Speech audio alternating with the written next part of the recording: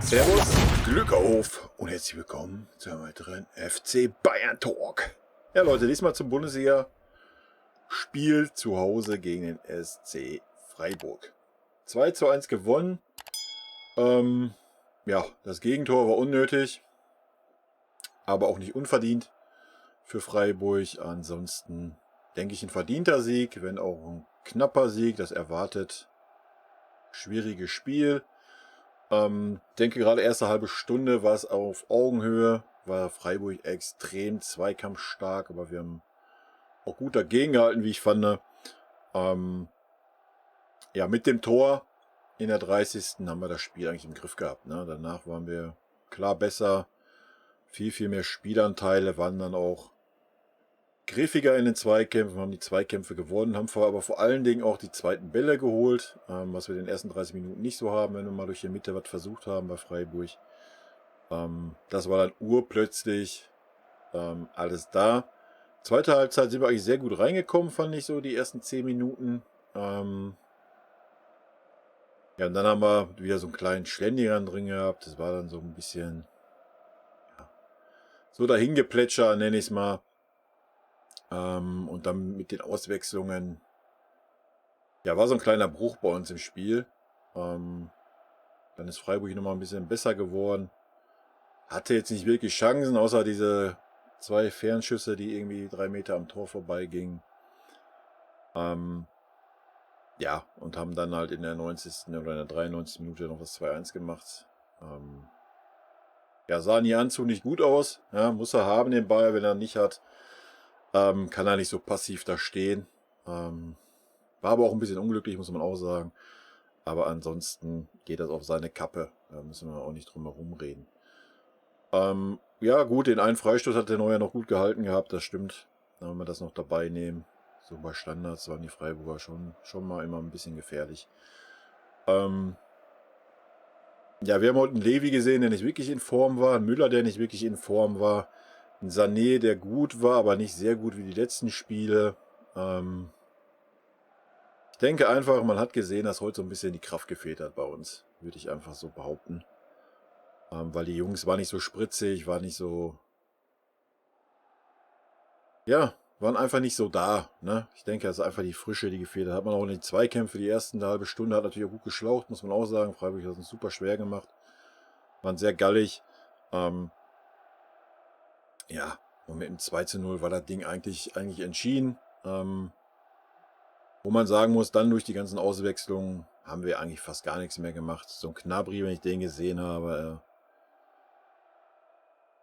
ja, der irgendwie 3, 4 Anspieler hatte auf seine Seite und dann jedes Mal einen Rückpass macht, anstatt einfach mal das 1:1 zu nehmen als Einwechselspieler, der gerade 5 Minuten auf dem Platz ist, fand ich das sehr schwach. Gut, vielleicht war das die Anweisung so, ja, mach mal ruhig, spiel mal hinten rum, keine Ahnung. Ansonsten, aber generell, die Einwechselspieler fand ich, ja, da muss einfach mehr kommen. Ne? Da muss einfach mehr Rennen, mehr reinhauen kommen. Gerade bei so einem Gnabry war das wieder grenzwertig in meinen Augen. Tolisso hat sich auch sehr schwer getan, die ersten 10 Minuten, wo er auf dem Platz war. Musiala hat es wenigstens versucht, ist wenigstens gerannt. Ja.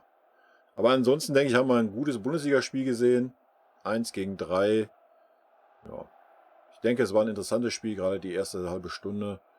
Und knapp gewonnen, aber verdient gewonnen. Ich denke, das ist mein persönliches Fazit. Wir hauen uns mal die Statistiken rein. Ich bin sehr gespannt. Wäre halt schön, wenn sie das irgendwann mal hinkriegen würden. Dass man das mal nach Halbzeiten sortieren kann. Weil ich denke, erste Halbzeit war Zweikampfquote bei Freiburg auf jeden Fall besser wie bei uns. Ballbesitz 63:36. Fouls 5:13. Ja, Schiri war wieder unter aller Sau, Leute. Das kann ich hier schon mal sagen. Also Schiedsrichter war nicht präsent, meines Erachtens. Also ich habe bestimmt locker 5 taktische Fouls von Freiburg im Kopf und es gab noch nicht mal eine gelbe Karte. Ja, der Freistoß für Freiburg in der ersten Halbzeit, wo dem Alphonso Davies auf die Achillesferse getreten wurde, gibt einen Freistoß für Freiburg. Normalerweise wäre es Freistoß für uns um mindestens gelbe Karte, so wie der da reingesprungen ist. Also Leute, Schiedsrichterleistung. Ja, oh, guck mal. Sogar insgesamt haben wir nur 47% der Zweikämpfe gewonnen. Sonst haben wir immer mehr Zweikämpfe gewonnen wie der Gegner. Hat man heute aber auch klar gesehen. Ja, gerade erste Halbzeit, zweite Halbzeit war es ein bisschen besser, aber dann gerade die letzte Viertelstunde hat man es wieder gesehen. Freiburger waren sehr zweikampfstark, haben wirklich sich reingehauen. Und ja, wie gesagt, ich denke, bei uns hat auch so ein bisschen die Frische gefehlt. Schüsse aufs Tor 11-3, Schüsse insgesamt 29-13, 29.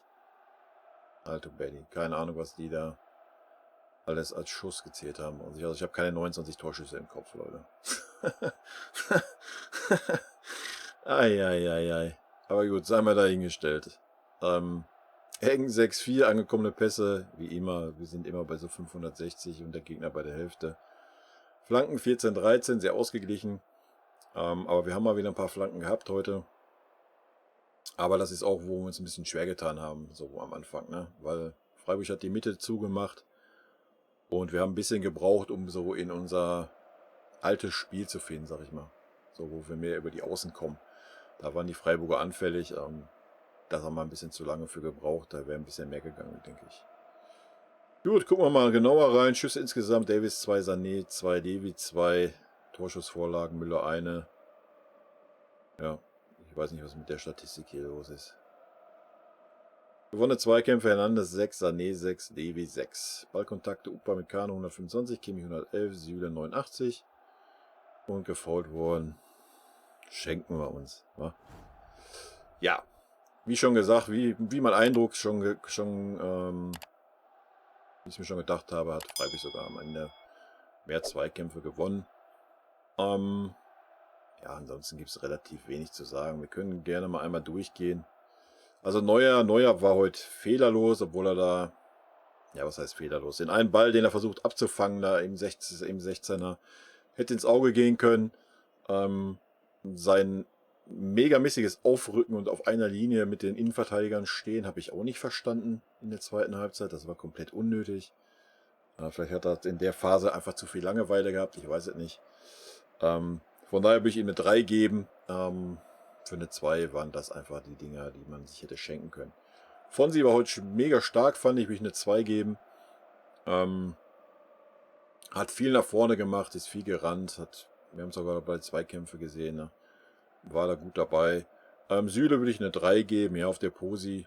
Ja, wir haben teilweise mit Dreierkette hinten gespielt, dann irgendwie nur mit Zweierkette. Und der Süle hat dann irgendwie den rechten Außenverteidiger gemacht. Ich denke, ja, es ist immer so ein Schlag ins Gesicht für ein Pavard, ne? Aber muss man mal fairerweise auch sagen, wenn er irgendwie keinen Bock auf diese Posi hat, dann hat er es auch nicht anders verdient. Also wie gesagt, für mich Süle eine 3. Upa will ich eine 2 geben heute, hat für mich ein bärenstarkes Spiel gemacht. Ja, hat 1-2 Mal ein paar Stellungsfehler gehabt, hat den Ball aber trotzdem oder den Zweikampf noch umgebogen. Ansonsten war er stellungsspielmäßig sehr, sehr, sehr gut, hat hinten sehr viel abgeräumt und hat auch 1-2 sehr gute Spieleröffnungen gehabt, hat mir sehr gut gefallen. Hernandez war gewohnt souverän, würde ich eine 3 geben. Sané würde ich heute auch nur eine 3 geben. Hat ein paar gute Szenen gehabt, ja, aber wie gesagt, ich habe halt einfach das Gefühl, so die Frische hat gefehlt bei uns. Das hat man auch bei Sané so ein bisschen gemerkt. Aber würde ich trotzdem eine 3 geben. Coman auch. Coman war ein bisschen auffälliger mit seinen Flankenläufen, aber wirklich, ja, so richtig zielführend kam da auch nichts bei rum. Goretzka. Ja, Goretzka war offensiv viel Licht, defensiv viel Schatten. Gerade die ersten 30 Minuten war es sehr schwierig, was Goretzka gespielt hat. Gerade auch die ersten 5 Minuten, wenn man da mal an seine Fehlpässe denkt, da in der Mitte und diese nicht angenommenen Zweikämpfe. Schwierig. Dafür war er vorne stark. Ja, ist immer wieder aufgerückt in den 16er rein. Hat ja auch das Tor gemacht, das erste. Hat danach nochmal Pfostenschuss gehabt und sonst auch nochmal 2 sehr, sehr gute Schusschancen. Das haben die Freiburger nicht so auf dem Zettel gehabt. Aber also defensiv war es nichts. Also, weiß ich nicht. Denke, da ist noch ein bisschen Verbesserungspotenzial da. Nach vorne war es aber wirklich gut heute. Von daher würde ich auch eine 3 sagen. Müller, ja, bei Müller tue ich mich sehr schwer heute, den zu bewerten. Eine 3 minus würde ich sagen. Hat sehr, sehr schlecht gespielt, die erste halbe Stunde. Ja, wie jetzt der Tiger, Hermann Gerland letztens gesagt, der Müller ist, wo man gesehen hat, immer viel Kreisliga und dann Weltklasse dabei. Und mittlerweile ist es halt viel Weltklasse, wenig Kreisliga. Heute war es sehr viel Kreisliga. Also sehr, sehr viele Pässe, Flanken, die einfach ins Nichts gingen. Also das, boah, weiß ich nicht. Zweikampfmäßig und laufmäßig war es auch nicht so. Auch Pressing konnte er nicht wirklich ansagen heute. Hat sich schon in den letzten Spielen ein bisschen abgezeichnet. Ich weiß nicht, ob er vielleicht einfach auch müde ist. Kann gut sein. Wie gesagt, war heute nicht so gut. Kimmich würde ich eine 2 geben. Kimmich war wieder super stark, war Dreh- und Angelpunkt bei uns, war hinten immer derjenige, der anspielbar war, hat versucht, das Spiel aufzubauen. Hat auch defensiv viel geackert. Kann sein, dass das so gewollt ist, dass er der alleinige Sechser war und Leon halt weiter vorne. Aber nichtsdestotrotz hätte Leon ab und wann mal mit aushelfen können, meines Erachtens nach. Kimmich für mich ein super Spiel. Levi war auch nicht gut. Ja, muss man auch ganz klar sagen.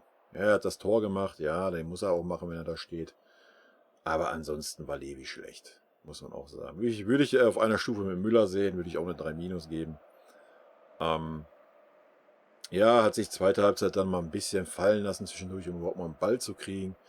Aber ansonsten hat er kein Land gesehen. Ja, gut, okay, man kann sagen, wurde auch nicht gut eingesetzt, weil Mitte war zu und so weiter, alles gut. Aber hatte dann auch ein, zwei Dinger mal und ja, na, war nix. Fertig aus. Tolisso, ja, wie gesagt, hatte die ersten 10 Minuten sehr schwierig. Danach ist er ein bisschen besser reingekommen, war okay. Schuppo für seine, gut, wenn wir Nachspielzeit dabei rechnen, waren es auch noch über 10 Minuten. Ja, was willst du da groß sagen? Wie gesagt, Gnabry, ja, erwarte ich mehr. Wenn er reinkommt in der 66. Minute, erwarte ich, dass dann Feuer kommt. Dass Feuer über die Seite kommt. Und dann auch mal das Zutrauen da ist, da mal abzugehen, wie der Coman das gemacht hat. Ne? Gnabry hat nur jeden Ball genommen und nach hinten gespielt. Also ganz, ganz schwach. Und nach hinten Defensivarbeit. Brauchen wir gar nicht erst anfangen. Jusala, ja, hat sich auch ein bisschen schwer getan, hat aber ein, zwei Szenen gehabt, hat viel versucht, ist aber auch viel gerannt, auch viel mit nach hinten gelaufen. Und Nianzou, ja, beim Gegentor sah er unglücklich aus. Vorher hat er gute Kopfbälle rausgehauen hinten. Also, ja. Licht und ein bisschen Schatten, würde ich sagen. Auswechslung an sich fand ich okay. Müller hätte man schon eher auswechseln können, meines Erachtens nach. Hat man ihm keinen Gefallen getan. Und ja, ich hätte auch einen Lewandowski mal erlöst heute, spätestens nachdem er das Tor gemacht hätte, hätte einen Schuppo gebracht. Und man hätte vielleicht nochmal irgendwie einen richtigen rechten Verteidiger bringen können für Niki oder sowas. Ist ja nicht so, dass wir keine Alternativen gehabt hätten. Aber gut, am Ende des Tages haben wir 2-1 gewonnen. Und ja, ich denke einfach mal, man hat heute gesehen, gerade erste Halbzeit, Zweikampfquote und sowas. Ja, dass die Jungs einfach platt sind. Das Problem ist, es gibt keine Pause. Ja, gut, wir haben jetzt Bundesliga-Pause, aber ist natürlich Nationalmannschaft und da werden natürlich auch alle spielen. Also muss man mal sehen, wie wir dann reinkommen nach der Nationalmannschaft. Wir spielen auch noch freitags dann. In Augsburg. Ja, schauen wir mal, dann spielen wir gegen Kiew, dann Bielefeld. Und dann spielen wir in Dortmund, das nächste Highlight. Und dann spielen wir gegen Barca. Ja, mal schauen, ne? Wollen wir hoffen, wollen wir die Daumen drücken, dass sich keiner verletzt bei den Nationalmannschaften. Wie gesagt, ich habe schon so ein bisschen die Befürchtung, so wirklich fit, frisch haben die nicht mehr gewirkt im Kopf. Kann man nur hoffen, dass sich da jetzt aufgrund der fehlenden Frische nicht irgendjemand bei den Nationalmannschaften verletzt. Gut, das soll es gewesen sein heute. Kurz und schmerzlos heute. Kompliment an Freiburg können wir auf jeden Fall da lassen. Haben es sehr gut gemacht. Und ja, wer weiß, wenn das Spiel noch 5 Minuten länger gelaufen wäre. Ich meine, Schiedsrichter, wenn man 4 Minuten Nachspielzeit anzeigt, kann man halt einfach auch mal 6 Minuten nachspielen lassen. Ne? Was soll das? Ich meine, gut, wir haben uns bei der Ecke 15 Sekunden Zeit gelassen. Da kann man natürlich dann noch 2 Minuten länger nachspielen. Ne? Ist ja völlig legitim. Wenn ich einen Schiedsrichter benoten müsste, Note 5. Aus meiner Sicht Note 5. Nicht, weil jetzt krasse Fehlentscheidungen dabei waren, obwohl da 2, 3 Freistoßentscheidungen und auch Ecken dabei waren, die falsch waren. Aber einfach dieses Nicht-Geben von gelben Karten bei taktischen Fouls. Immer wenn wir im Umschaltspiel sind, waren 5, 6 taktische Fouls von Freiburg. Das hat einfach keinen interessiert. Fand ich schwierig, weil ein taktisches Foul ist ein taktisches Foul und unterbindet einen schnellen Gegenstoß und dann hat es eine gelbe Karte zu geben. Punkt. Ja, ob das Foul hart ist oder nicht hart ist. Gut. Aber bevor ich mich jetzt hier wieder in Rage rede, können die Freiburger auch nichts für, wenn der Schiri das nicht pfeift, war. Ist ein legitimes Mittel, keine Frage. Und von daher denke ich, wir haben gewonnen, Mund abputzen, war ein wichtiges Spiel, ein wichtiger Sieg. Und in diesem Sinne, Leute, rot-weiße Grüße gehen raus, bleibt gesund und wir hören uns am 20.11., den Samstag wieder. Wir spielen freitags 19.11.2030. Also in diesem Sinne, hau rein.